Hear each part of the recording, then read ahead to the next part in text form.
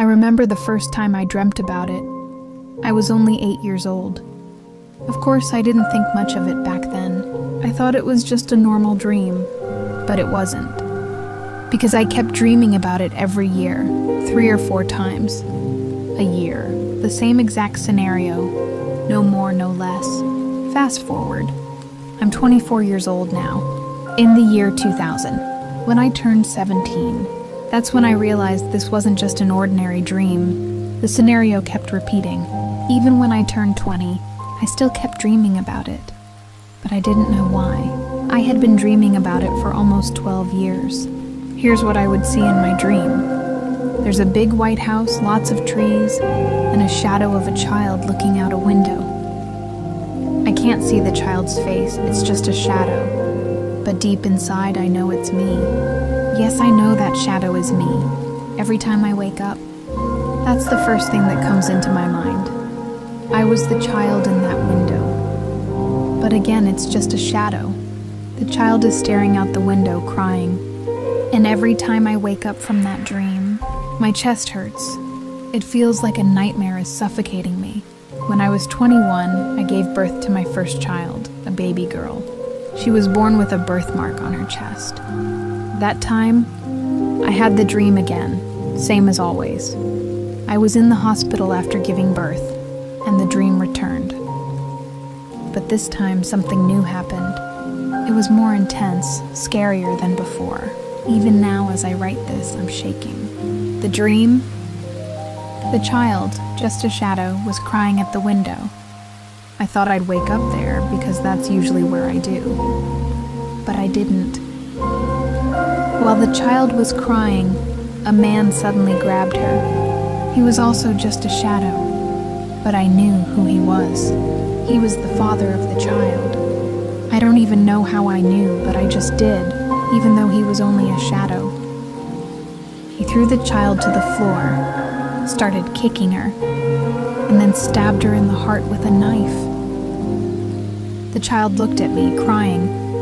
That's when I woke up, gasping for air, my heart racing. I was crying, and suddenly I said, "That was me. I'm the child." I didn't even know why I said it, but it came out of my mouth. We eventually went home from the hospital. I couldn't get it out of my mind. I kept wondering why. Why did it keep happening? What did it mean? I was extremely curious and paranoid, but eventually the thought faded because I had a baby to take care of. Then after 8 months, something even more intense happened. Yes, I saw the house. The house from my dream, the one I've been dreaming of since childhood.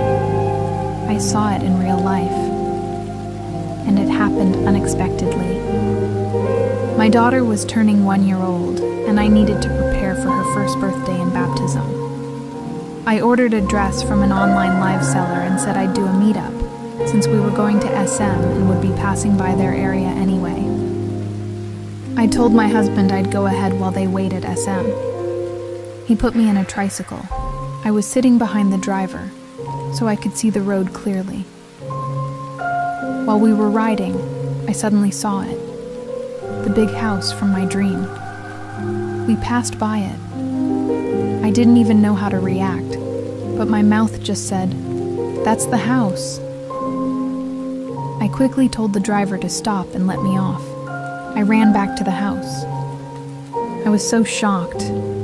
I didn't know what to feel. I was frozen, just staring at it. I had chills all over my body, and I cursed under my breath. In my dream, the house was beautiful, but in reality, it was old and worn down. Yes, it was huge, just like in my dream, but now covered in moss, with broken gates and windows. When I stepped back, I saw the window, the one the shadow child would always look out from. I felt weak in the knees. I had been curious about this house and the dream for so long. I didn't hesitate anymore. I asked the neighbors. Fast forward. I asked everyone I could. but no one seemed to know who lived there. I was starting to feel hopeless. My husband and the seller were already messaging me. Then someone selling lugao said, "Try asking at that old Sorry Sorry store. It's been around a long time. They might know." I hurried to the store. It was a bit far, maybe 4 houses away. When I got there, I bought a soft drink, but a young girl, maybe 14, was tending the store. I didn't lose hope. I still asked her. Me. "Hi, I have a question. I hope I don't scare you." Her. "What is it?" Me. "Do you see that big old white house over there? Do you know who owns it?" Her. "No, it's been there a long time. I don't think anyone owns it anymore." At this point, I was losing hope. I thought maybe I should just let it go.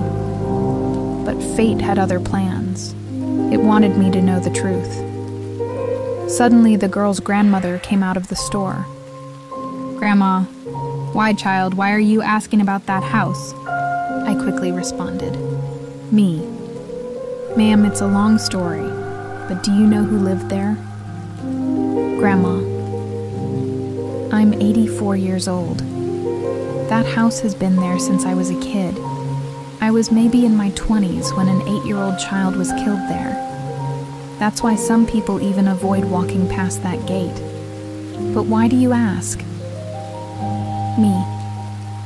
I dropped the soft drink, totally shocked, nearly crying and speechless. "Are you serious, Grandma? You're not making this up, are you?"